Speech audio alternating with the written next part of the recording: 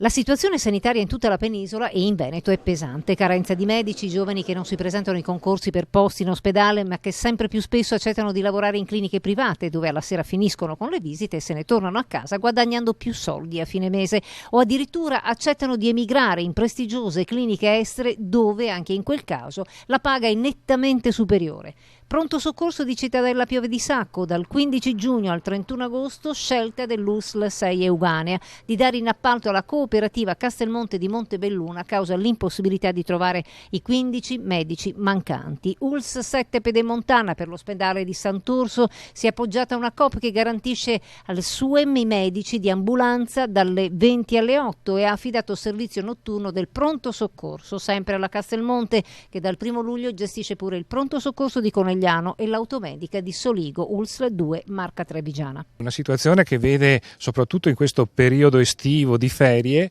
l'esigenza da parte appunto delle strutture sanitarie di avere quel personale necessario per garantire soprattutto le emergenze nei pronto soccorso, e quindi vedere la necessità da parte delle ULS di dover assumere temporaneamente da cooperative personale che magari non è professionalmente preparato e adeguato a quelle che sono le emergenze preoccupa